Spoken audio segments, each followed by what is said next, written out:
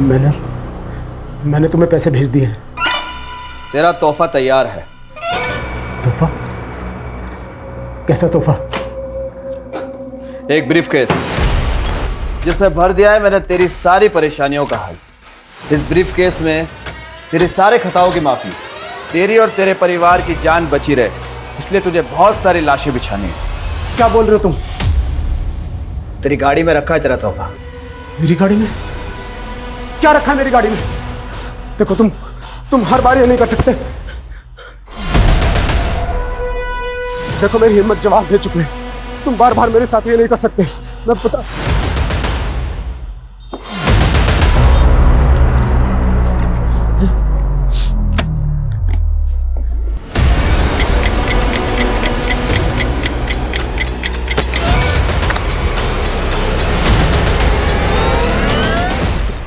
क्या क्या है ये?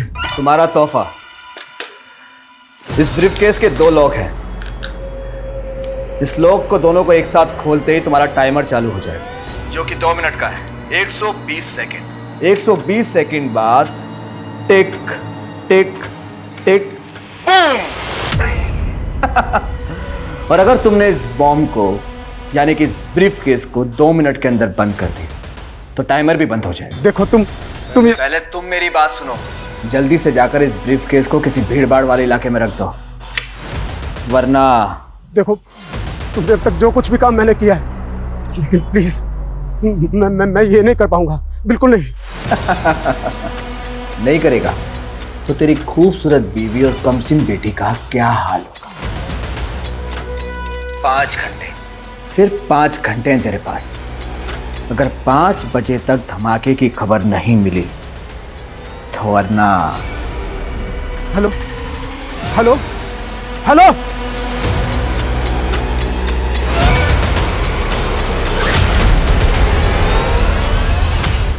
नमस्कार, मैं रेणुका शाह ने क्राइम पेट्रोल सतर्क में आपका स्वागत करती हूँ। पैसा, पावर और ब्यूटी, इसका नशा ही अजीब होता है।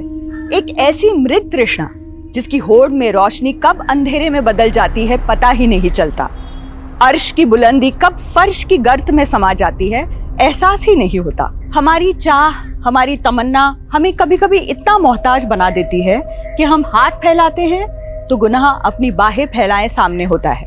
फिर हम सोचते नहीं, चुन लेते हैं तबाही, और गुनाह की आग में एक परवाने की तरह झुलस जाते हैं, मिट जाते हैं, मिटा देते हैं। इस केस में भी ऐसा ही हुआ। ये एक ऐसी घातक व्यथा है जिसका एक काला इतिहास है, जिसकी कालीख से कई मासूम जिंदगियों का दुर्भाग्य लिखा गया था। फिर क्या हुआ मम्मा? फिर राजकुमारी ने अपने लंबे बालों को महल से नीचे लटका दिया और राजकुमार उन बालों के सहारे ऊपर आ गया। तुम्हें भी। पापा! रिति, मेरी बच्ची, मेरी बच्ची। क्या बात है, आज बच्चे पे बड़ा प्यार आ रहा है। इतनी जल्दी कैसे आ गया ऑफिस से? हाँ, वो तुम लोगों से मिलने का दिल किया तो चला है, पता नहीं फिर कभी मिलना होगा। कैसी बातें कर रहे हो? सब ठीक तो है? हाँ। पापा हमने नया ब्रीफकेस लिया है, इसमें कुछ सरप्राइज है क्या मेरे लिए? रिति! रिति! रिति! छोड़ो उसे! समझ में नहीं आता है क्या? ऐसे बिना पूछे नहीं उठाते। इतना गुस्सा क्यों कर रहे हो? बच्ची ने ब्रीफकेस उठा लिया तो ऐसे बात करोगे उससे? सॉरी बेटा, सॉरी। अच्छा,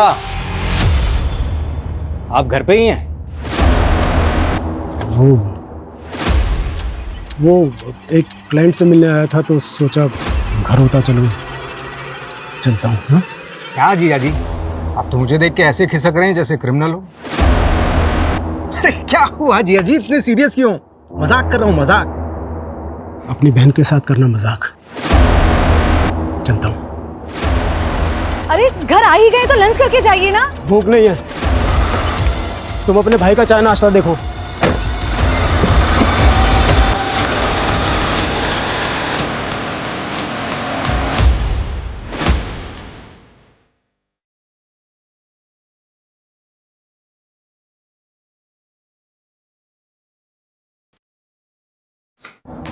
ये लीजिए आपकी चाय।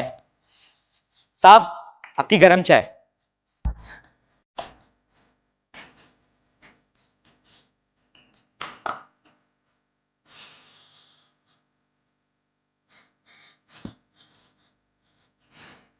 ये क्या हो रहा है? ये क्या कर रहे थे? वो साहब आपका दिमाग बहुत बड़ा है ना, इसलिए मैं आपकी कैप पहन रहा था, शायद मेरे पास भी दिमाग आ जाए। पुलिस को मक्खन?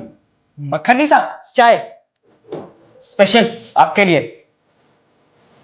आपका हाथ सर पे हो तो एक दिन मैं भी पुलिस वाला बनूंगा।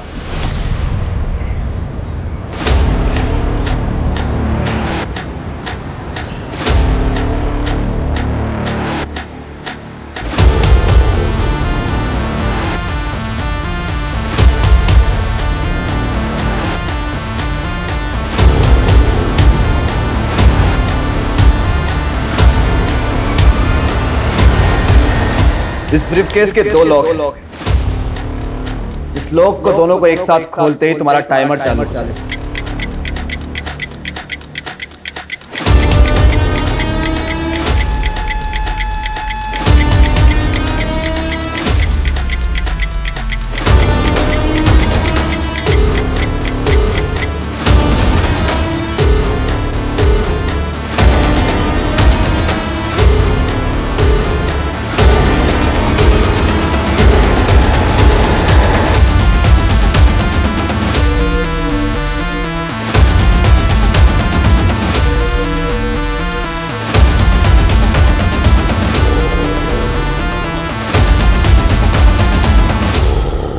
अरे ऐसे कैसे गुम हो गया? जल्दी ढूंढ उसे। हाँ, और अपडेट दे मुझे। कुछ तो चल रहा है जतिन के मन में जो वो बता नहीं रहे। ऑफिस से जल्दी घर भी आए और शक्ल दिखा के चले गए। अरे कहीं ऐसा तो नहीं कि तुम पे शक कर रहा हो कि बीवी पीछे क्या करती है? अरे जस्ट जोकिंग, टेंशन वाली कोई बात नहीं है, सब ठीक हो जाएगा। Hope so. वो क्या है ना साहब, इस साल बारिश ठीक से हो भी नहीं पाई। वो बोलते हैं ना ग्लोबल वार्मिंग बढ़ रहा है साहब, बहुत गर्मी है साहब। बस इधर ही रोको, मुझे यहीं उतरना। कितने पैसे हुए? 100 रुपये साहब।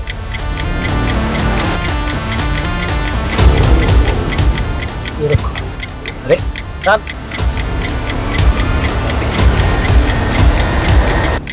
अरे साहब आपका ब्रीफकेस। अरे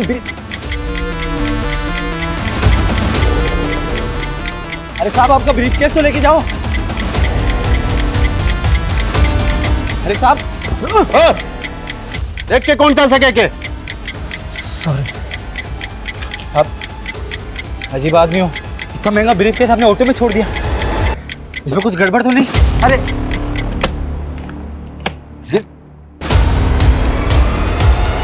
अजीब आदमी।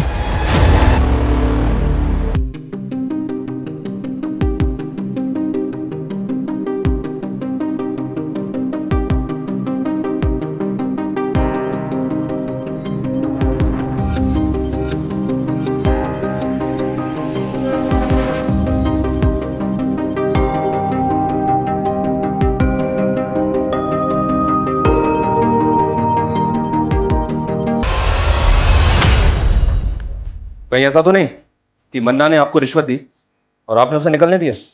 ये आप क्या बोल रहे हैं सर? मेरे पास तो सिर्फ डंडा था, मन्ना तमंचा रखता है साहब, वो मुझे शूट भी कर सकता था।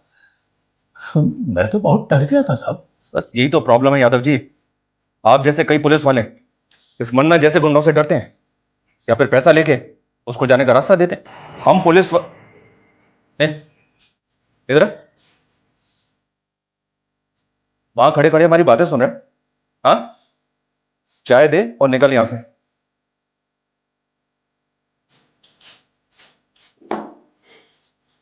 वैसे छोटा मुंह बड़ी बात साहब, पर इस मन्ना को मैंने भी बहुत बार शक्ति बाजार में देखा है।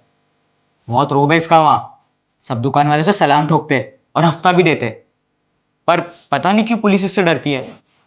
साहब अगर मैं मन्ना को पकड़वाऊं तो आप मुझे पुलिस में ले लोगे? एक मिनट, यहाँ पे मजाक चल रहा है क्या? चाय रख दी? अभी निकल यहां से, चल।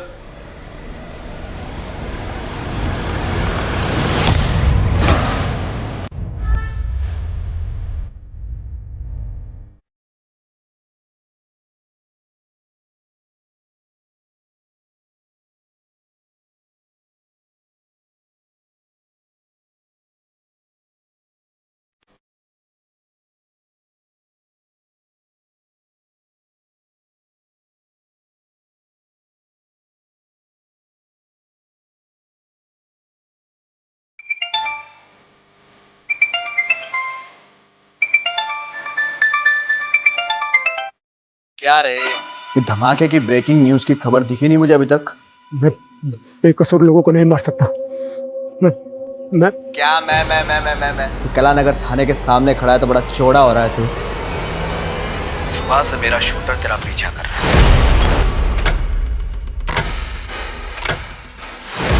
अगर एक कदम और तूने आगे बढ़ाया तो तुझे गोली मार देगा, और तेरे मरने के बाद तेरी बीवी मेरी रखेल और बेटी धंधे वाली। और सुन, मेरा एक आदमी तेरे घर पे भी है। नहीं नहीं नहीं नहीं, उन्हें कुछ मत करना, तुम जो कहोगे मैं करूंगा।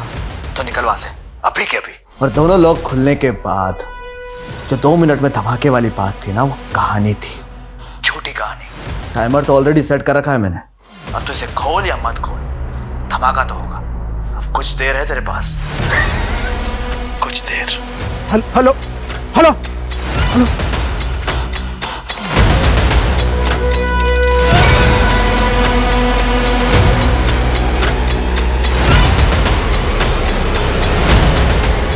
ए, रुक, कहाँ भाग रहा है सामान रख के? क्या इसमें? कुछ नहीं है। अरे रुक, चल बता मेरे को क्या इसमें। सर इसके पास मत जाइए, सर इसके पास मत जाइए। खोल इसको। सर इसमें बम है, आप लोग दूर रहिए, इसमें बम है, पीछे हट जाइए, ये किसी भी टाइम फट जाएगा, पीछे हट जाइए। अरे रुक, क्या तमाशा ये? सर प्लीज गोली मत चलाना, ये कभी भी फट जाएगा, इसमें बम है। क्या हो रहा है ये? सर आप दूर हटिए, इसमें बम है। पीछे हटो सब पीछे हटो। कौन है तू? किसके लिए काम करता है? किसने भेजा तुझे यहाँ? सर मैं किसी के लिए काम नहीं करता, मेरा नाम जतिन शेखावत है, मैं एक बिजनेसमैन हूँ सर मुझे फंसाया जा रहा है सर। कौन फंसा रहा है तुझे? देख, कोई भी कहानी बनाने की जरूरत नहीं है, तेरी बातों में नहीं फंसने वाले हम। ये बता, अब तक कितने ब्लास्ट किए तूने?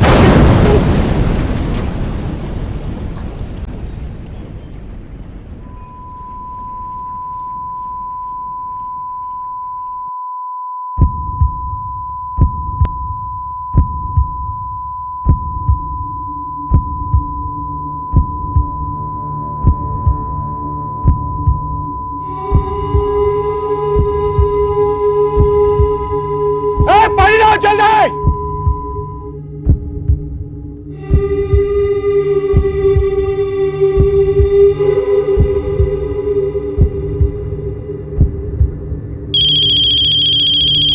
चीटिंग। हेलो, क्या? सर ये पहले ब्रीफ केस रख के भाग रहा था, फिर कांस्टेबल मिश्रा ने इसे देख लिया तो अपने मजबूर होने की कहानी सुनाने लगा। हाँ सर, ये आदमी बार बार बोले जा रहा था कि मैं बेकसूर हूँ और सूटकेस में बॉम्ब है। ये आदमी अपने आप को एक बिजनेसमैन कह रहा था। इस आदमी की हमें डिटेल्स निकालनी होगी और ये भी पता लगाना होगा कि किस वक्त से इसने हमारे थाने के बाहर ब्लास्ट किया। अगर सीसीटीवी फुटेज के हिसाब से देखें तो ये आदमी कालानगर पुलिस स्टेशन में अभी एक भीषण बॉम्ब ब्लास्ट हुआ है। हमारे सूत्रों से पता चला है कि बॉम्ब एक बिजनेसमैन जतिन शेखावत ने यहाँ प्लान किया था, जो कि इसी बॉम्ब ब्लास्ट में मारा गया है। पुलिस को जतिन के टेररिस्ट ऑर्गेनाइजेशन से जुड़े होने का भी अंदेशा है।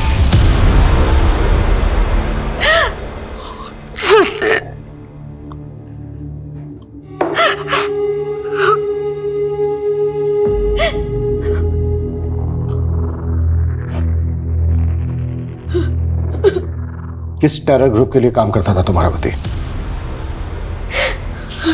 सर क्या बोल रहे हैं आप? मेरे जीजा जी एक रेप्यूटेड बिजनेसमैन थे, जरूर उनको किसी ने फंसाने की कोशिश की। बॉम्ब लेकर आया था वो यहाँ। देखो, हमसे कुछ भी छुपाया ना तो। सर मैं खुद एक पुलिस वाला हूँ, यकीन मानिए हम कुछ नहीं छुपा रहे हैं। तू यहाँ बॉम्ब लेकर क्यों आया था? बस इसे बदनाम मत कीजिए मेरे पति को, वो वो दोपहर से ही बहुत परेशान लग रहे थे। वो ब्रीफकेस वो उस वक्त उनके पास था। मुझे तभी लगा था कि कुछ तो है जो वो हमें बता नहीं पा रहे। तो वो एक्सप्लोजिव घर से लेकर आया था? नहीं सर, वो तो तब ऑफिस से आए थे, लेकिन मैं ऑफिस हो या घर, सब चेक होगा। और अगर हमें बाद में पता चला ना कि तुम अपने पति और तुम अपने जीजा को बचाने की कोशिश कर रहे हो, तो तुम दोनों को भी बख्शा नहीं जाएगा।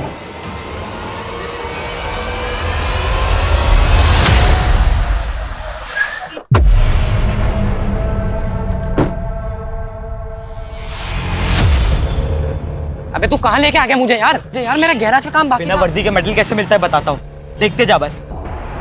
जो मैं बोलूँ वो करते रहे। साहब, आपका मुर्गा मन्ना यहाँ शक्ति बाजार के रॉयल केक शॉप में, आप आ जाओ जल्दी। क्या रे, पैसा लेने के लिए खुद आना पड़ेगा? मन्ना भाई अभी धंधा बंदा चल रहा है, तो थोड़ी सी मोड़ तो ना। चल रहा है। अरे मन्ना चल रहा है। हाँ मन्ना भाई मुझे ये मैकेनिक, चल बाहर खुल गई डिक्की, जल्दी आ, चल चल चल। हफ्ता टाइम पे देना वरना तेरी। डिक्की किसने खोला है?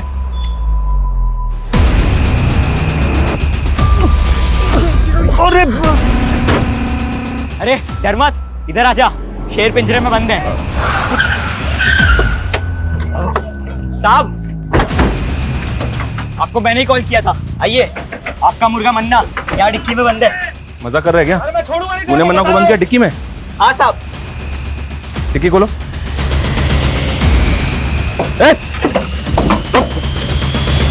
साले, कितने तेरे को तो मैं देख लूंगा।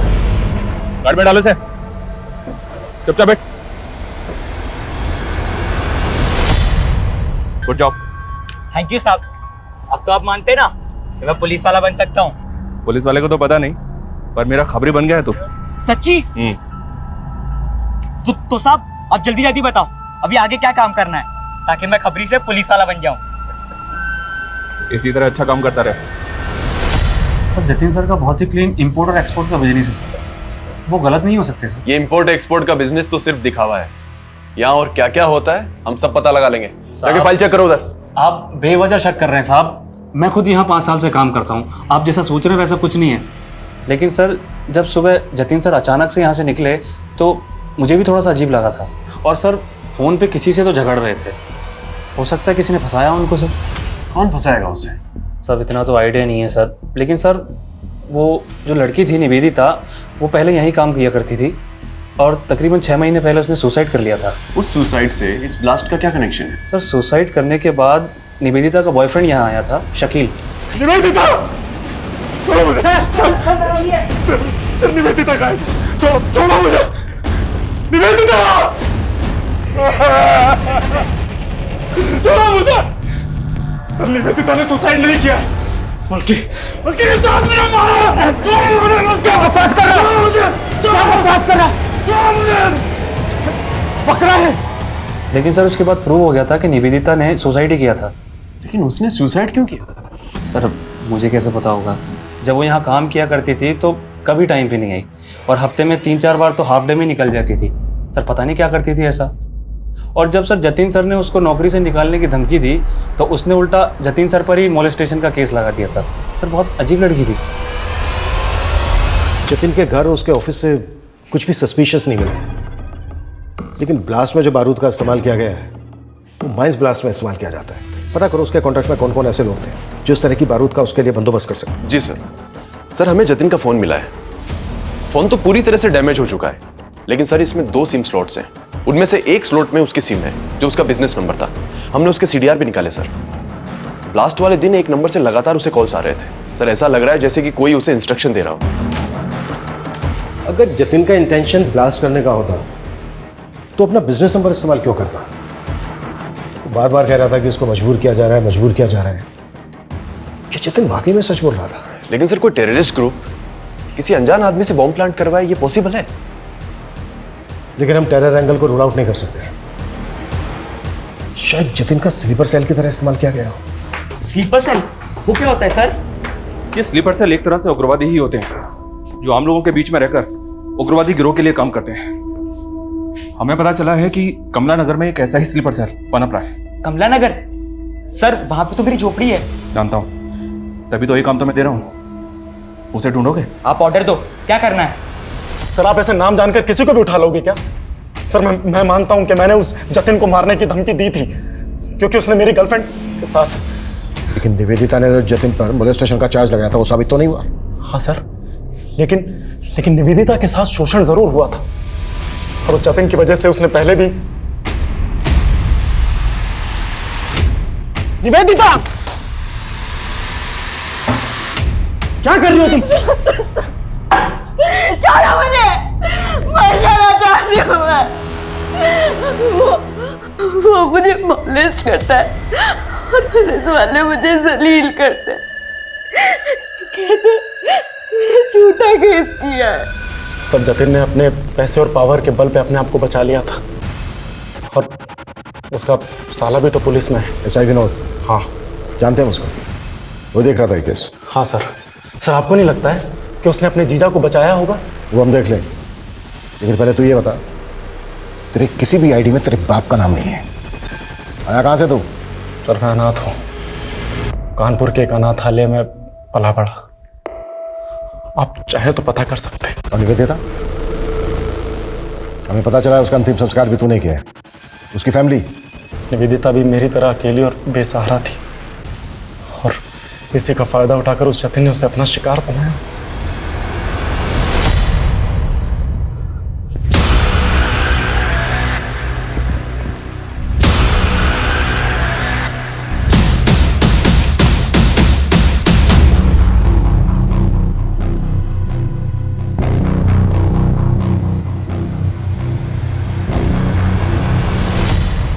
भगवान के नाम पे कुछ दे दे बाबा, 2 दिन से कुछ नहीं खाए। क्या चचा, इतने हट्टे खट्टे होके भी भीख मांग रहे हो? बेटा पैर में बहुत दर्द रहता है और ज्यादा देर तक खड़ा भी नहीं रह जाता। अच्छा तो दौड़ाए आपको? ए रुक, ए चोर चोर, पकड़ो पकड़ो पकड़ो। ए रुक।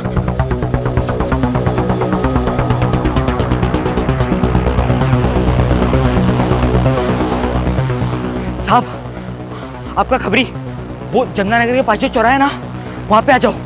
पक्की खबर है साहब, जल्दी आ जाओ। शाना बनता है? छोड़ो, पुलिस को फोन करता है। छोड़ो।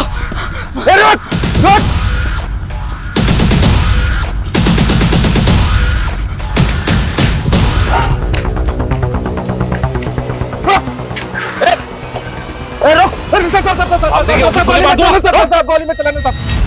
ज्यादा चालक बनता है, जस्ता पे नजर रखता है। पकड़ो इसे।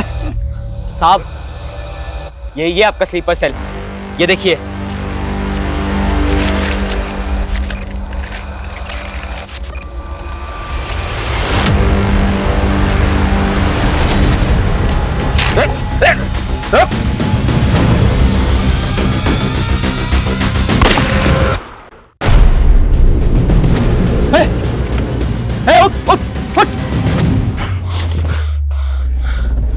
इसको मरना नहीं चाहिए था, इससे पता करना था कि ये किसके लिए काम करता था। अगर निवेदिता झूठी थी तो उसने जतिन के ऑफिस में सुसाइड क्यों किया? क्या फिर वो एक मर्डर था जिसे तुमने सुसाइड साबित किया, जैसे निवेदिता के मोलेस्टेशन के चार्ज को किया था? सर मैं अपना काम बहुत ईमानदारी से करता हूं सर, और मैंने अपने जीजाजी को भी एक सस्पेक्ट की तरीके से इन्वेस्टिगेट किया। मैंने उनको कोई रियायत, कोई ढील नहीं दी थी सर। इस लड़की के कहने पर तुम अपने जीजा को अरेस्ट करने आए हो? जीजा हैं आप अपनी जगह पे, लेकिन आपके एम्प्लॉय ने आप पर काफी सीरियस चार्जेस लगाए हैं। इसका कहना है कि आप मॉलेस्ट करते हैं इसे। ये झूठ बोल रही है। अब आपको जो कहना है थाने चलकर कहिएगा। वाह विनोद, आज दिखा दिया ना, जब तू अपनी बहन का सगा नहीं है तो अपने जीजा का क्या होगा? शमा तुम्हारी सगी बहन नहीं है? नहीं सर, हम लोग बचपन में एक ही मोहल्ले में पले बड़े। वो बचपन से मुझे राखी बांधा करती थी। लेकिन सर ये बात तो बिल्कुल अलग हुई ना। और सर आखिर में निवेदिता ही झूठी साबित हुई थी और वो किसी को मुंह दिखाने के काबिल नहीं रही, इसलिए उसने सुसाइड कर लिया। फिलहाल जा सकता हूं? सूरज। जी सर। नजर रखो इस पे। ये ऑफिसर मुझे कोई ठीक नहीं लग रहा और जतिन के कैरेक्टर को भी हमें डीपली समझना होगा। उसकी जिंदगी में कई ऐसे किरदार थे जो अभी तक सामने नहीं आए हैं, उन्हें भी हमें सामने लाना है। Act fast. सर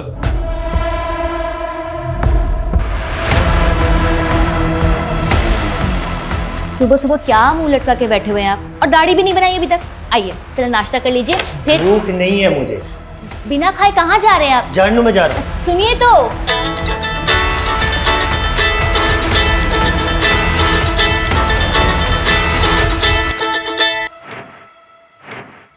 हेलो,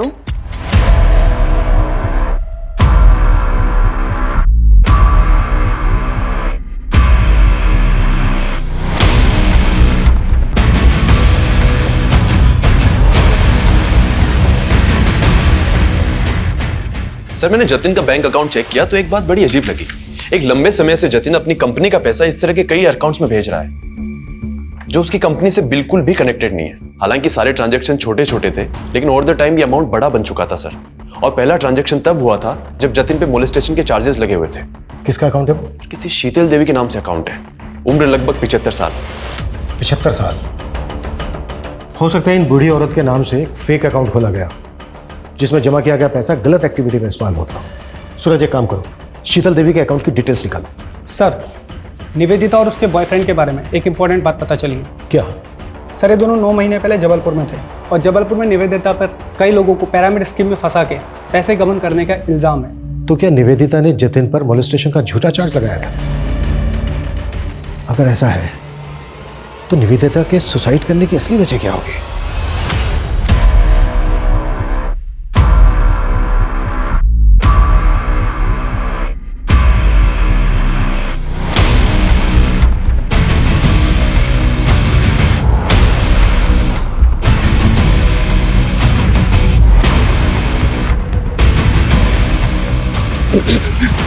अभी वक्त है, बोलते सच। सर बताता हूँ सर, मेरा इस पिरामिड स्कीम से कोई लेना देना नहीं है सर। मैं तो बल्कि सर निवेदिता का भी इससे कोई लेना देना नहीं था। उसे तो लगता था कि वो एक फाइनेंस कंपनी में काम कर रही है। और जब एक दिन वो अपने ऑफिस गई और वहाँ पर उसने ताला और अपने इर्द गिर्द गुस्साए लोगों को देखा तो सर उसे कुछ समझ नहीं आया। वो डर गई थी। जब तक उसे सब चीज़ समझ में आई तब तक बहुत देर हो गई थी सर। मौका दिया था मैंने तुझे सच बोलने का। सर मैंने सच बोला है सर। जब तक ये सच ना उगले ना तो साले को।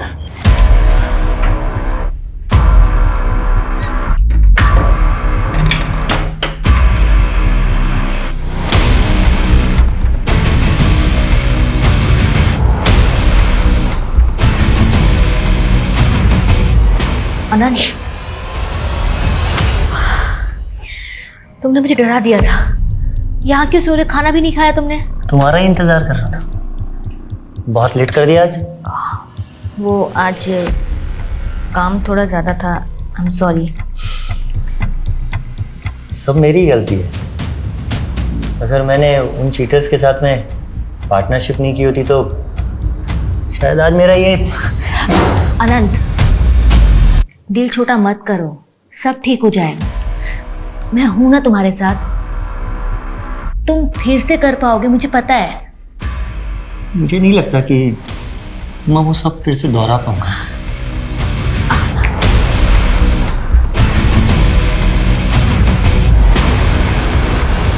सर जतिन का जो फोन हमें मिला उसमें 2 सिम स्लॉट्स थे। एक स्लॉट में उसका करंट नंबर है और दूसरे में जो नंबर मिला उसके सीडीआर में हमें वंशिका नाम की लड़की का नंबर मिला सर। वो नंबर अभी बंद है, लेकिन अक्सर वो उसको रात को कॉल किया करता था। तो तुम्हें लग रहा है कि जतिन का वंशिका के साथ अफेयर होगा? लेकिन सर जब वंशिका का सीडीआर निकाला तो उसमें जतिन की वाइफ शमा का नंबर भी मिला। आपने हमें यह भी नहीं बताया कि जतिन दूसरा फोन नंबर भी इस्तेमाल करता था। कौन सा नंबर सर? जो उनके दूसरे नंबर के बारे में कुछ भी नहीं पता। वंशिका के बारे में तो पता होगा, आप कॉल भी करती थी उसे। वंशिका? हाँ, जतिन की एक दोस्त थी। जतिन ने ही कभी मेरे फ़ोन से कॉल किया होगा उसे। जतिन की मौत के बाद वंशिका मिलने आई आपसे? कॉल किया उसने आपको? तो फिर ऐसी कैसी दोस्ती थी? और अब तो फ़ोन भी बंद है उसका। सर मुझे इसके बारे में कुछ भी नहीं पता। ज़रूरत पड़ी तो दोबारा मिलेंगे।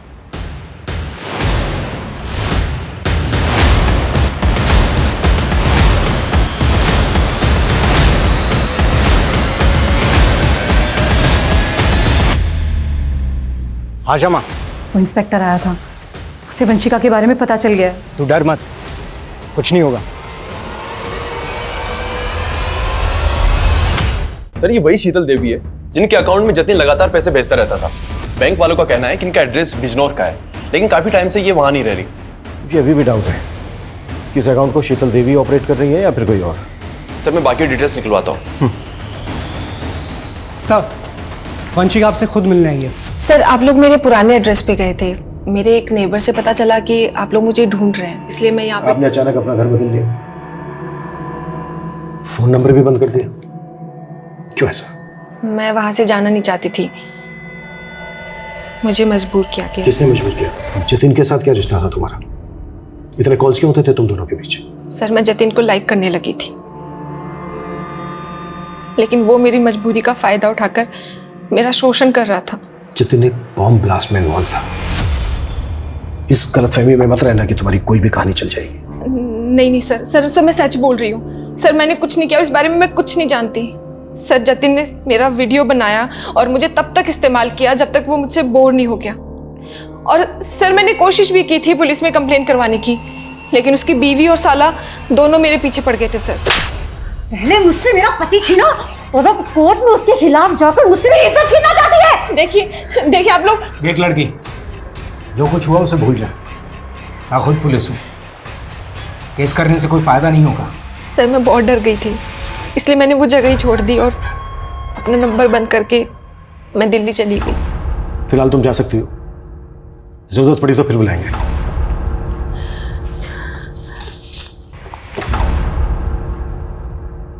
सूरज सर, इस लड़की पे नजर रखो और पता लगाओ कि इसकी कहानी में कितनी सच्चाई है। निवेदिता ने भी जतिन पर मोलेस्टेशन का चार्ज लगाया था। जतिन की कॉन्टैक्ट लिस्ट में जितनी भी लड़कियां हैं उन सबकी डिटेल निकालो। हो सकता है किसी ने रिवेंज लेने के लिए इस तरह से जतिन का बम ब्लास्ट में इस्तेमाल किया हो। एक बम धमाके की सनसनीखेज खबरें बटोरने वाला ये केस शुरुआत से ही एंटी सोशल एंगल से जोड़ा जा रहा था, लेकिन पुलिस जांच का दायरा ऐसा था मानो ये कोई सामान्य हत्या का केस हो। तो क्या पुलिस को एंटी सोशल एंगल में वाकई कुछ नहीं मिल रहा था, या पुलिस से कोई चूक हो रही थी? निवेदिता की रहस्यमय मौत, वंशिका और जतिन का रिश्ता, जतिन की पत्नी शमा और जतिन के साले विनोद की इस केस में भूमिका कई तरह से इस केस को उलझा रहे थे। ये शीतल देवी कौन थी जिसके बैंक अकाउंट में जतिन पैसे ट्रांसफर कर रहा था, और राशिका का इस केस से कोई वास्ता था?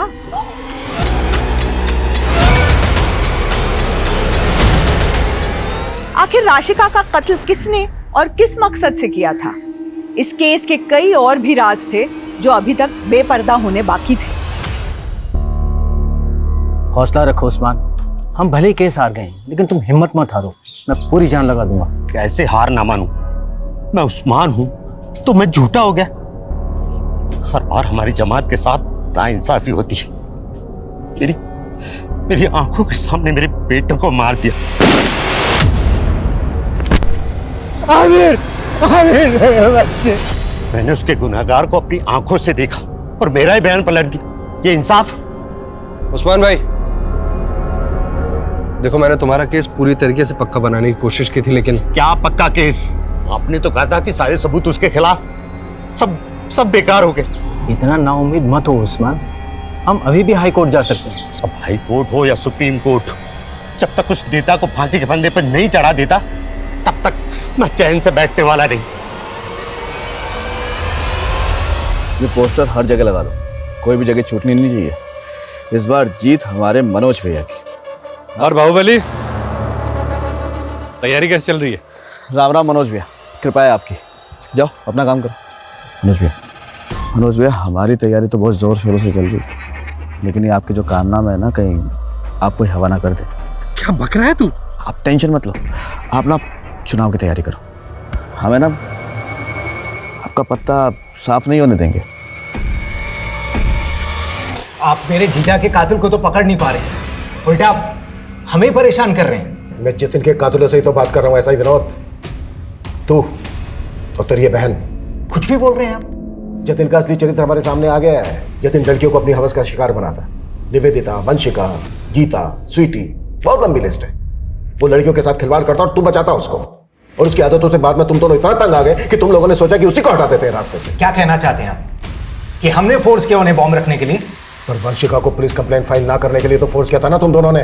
देखिए सर, मैं मानती हूँ कि मेरे पति रंगीन मिजाज के थे, पर सर इन सब बातों को बॉम्ब ब्लास्ट से जोड़कर आप बहुत बड़ी भूल कर रहे हैं। हम क्या कर रहे हैं ये हम अच्छी तरह से जानते हैं। तुम दोनों ये बताओ, शीतल देवी कौन है? कौन? शीतल देवी। हम नहीं जानते किसी शीतल देवी को। देखिए सुल्तान भाई, आपके लिए और पार्टी के लिए बहुत काम किया है मैंने। अब पार्टी ने फैसला करके आपको एमपी की दौड़ के लिए लगा दिया और यह एमएलए का टिकट मनोज भाई को दे दिया। मनोज भाई ने आपकी सारी मेहनत पे पानी फेर दी, सब मेहनत खराब कर दी। अगर ये एमएलए का टिकट मुझे मिल जाता ना तो बस। तो अब तू भी नेता बनना चाहता है? सुल्तान भाई क्यों नहीं बन सकता मैं? पार्टी के लिए और आपके लिए बहुत काम किया है मैंने। अब देखिए, अगर मनोज भाई ने इस सीट से चुनाव लड़ा ना तो पक्का 100% पार्टी की हार होगी। आप कोई ना कोई जुगाड़ करके ये टिकट मुझे दिला दो ना। ये सब इतना आसान नहीं है कौशिक। पार्टी के टिकट भी पैसे में बिकते हैं। 6 करोड़ का भाव है एमएलए के टिकट का। औकात है तेरी 6 करोड़ देने की?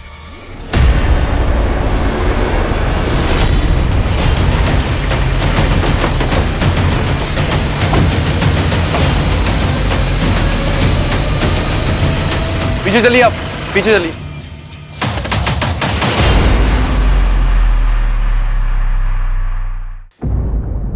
सर, उस्मान का मर्डर सिर्फ इसलिए हुआ क्योंकि वो अपने बेटे आमिर के मर्डर का इंसाफ चाहता था, और आमिर का मर्डर इसलिए हुआ क्योंकि वो अपनी जमात के लिए एक राजनीतिक संगठन बना रहा था। उसका हत्यारा आने वाला चुनाव लड़ रहा है। उस्मान उसे अंदर करवाना चाहता था और इस पूरे कांड में एक पुलिस वाला उसे घुमा रहा था। मुझे शक है कि इस पुलिस वाले की बात कर रहे हैं आप? एसआई मंगल। तुम उस्मान मर्डर केस में एक फेलो ऑफिसर पे शक कर रहे हो? सर, शक करने की वजह और भी बड़ी है। हो सकता है कि एसआई मंगल का जतिन के केस से भी कोई कनेक्शन हो। व्हाट? जी सर, निवेदिता का एसआई मंगल के साथ में कनेक्शन था। जब निवेदिता का साथ एसआई विनोद ने नहीं दिया तो वो एसआई मंगल के पास चली गई और उस्मान के बेटे की मौत की जांच भी एसआई मंगल ही कर रहे थे। सर, एक और बात, ये राशि का है। कुछ टाइम पहले इसका रेप और मर्डर हुआ था। मर्डर के पहले ये और इसका पति एसआई मंगल के पास गए थे किसी सिद्धार्थ कनन नाम के आदमी के खिलाफ धोखाधड़ी का मामला दर्ज करवाने। लेकिन इस राशिका का इस सबसे क्या कनेक्शन है? सर, इस राशिका के ऊपर एमएलए मनोज ने हनी ट्रैप का मामला भी दर्ज कराया था और सर इसके बाद राशिका का रेप और मर्डर भी हो गया था। और सर इस केस की इन्वेस्टिगेशन एसआई मंगल ही कर रहा था। सर, मुझे तो यह भी लगता है जतिन का मर्डर जिस टेररिस्ट ग्रुप ने किया था कहीं ना कहीं एसआई मंगल का उनसे हाथ मिला हुआ था। लेकिन सबसे पहले हमें एसआई मंगल के खिलाफ सबूत इकट्ठा करने होंगे, लेकिन ध्यान से और संभल कर। एसआई मंगल को इस बात की भनक तक नहीं लगनी चाहिए कि हम इस केस को इन्वेस्टिगेट कर रहे हैं। सर,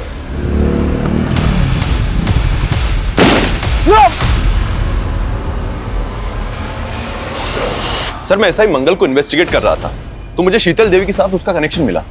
एसआई मंगल का शीतल देवी के साथ कनेक्शन? जी सर, एसआई मंगल के साथ में एक अनुज नाम का कांस्टेबल काम किया करता था।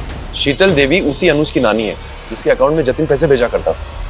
सर, आप एक ईमानदार ऑफिसर पर ऐसे संगीन आरोप नहीं लगा सकते हैं। सर, मेरा उस ब्लास्ट से कोई लेना देना नहीं है। तेरे साथ काम करने वाले कांस्टेबल अनुज से मिले हैं, शीतल देवी जिसकी नानी है। वो अपनी नौकरी और इज्जत बचाने के लिए सरकारी गवाह बनने के लिए तैयार हो गया है और उसकी नानी भी गवाही देंगी कि उनके अकाउंट को तू। सर, मैं सच कह रहा हूँ सर, मेरा उस ब्लास्ट से कोई लेना देना नहीं है सर। सर, मैं सिर्फ और सिर्फ एक कठपुतली था सर। मुझ पर प्रेशर था 1 करोड़ रुपए इकट्ठा करने का, वरना मेरी जान चली जाती सर। साफ साफ बोल। सर, जब निवेदिता मुझसे हेल्प मांगने के लिए आई तो उसने मुझे एक वीडियो दिखाया। उस वीडियो में जतिन और निवेदिता बिस्तर पर साथ थे। मुझे लगा कि वो वीडियो एक बहुत अच्छा साधन हो सकता है जतिन से पैसे उगाही करने का। उस बेसहारा लड़की को तूने इतना अब्यूज किया कि खुदकुशी कर ली उसने। राशिका और उस्मान को भी तू नहीं, और वो जतिन उसको भी बमब्लास्ट में तू नहीं। नहीं सर, सर मैं सिर्फ और सिर्फ एक कठपुतली था सर। तो कठपुतली ये बोल, तेरी डोर किसके हाथ में है? बोल। पिताजी, आप भी कैसी बातें करते हैं? आपका हुक्म मैं कैसे टाल सकता हूं? अरे आप जिसको बोलेंगे मैं उसको अंदर डाल दूंगा। लीजिए, आपकी चाय आ गई।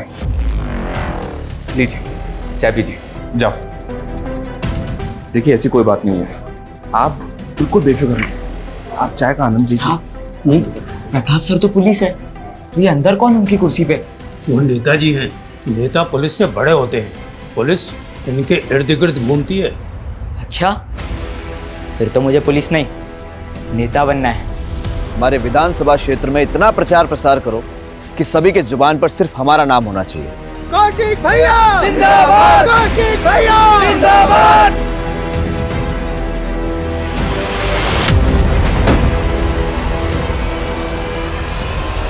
सर, ऐसा ही मंगल ने जिस कौशिक तिवारी का नाम बताया है वो बचपन में पुलिस का इन्फॉर्मर था।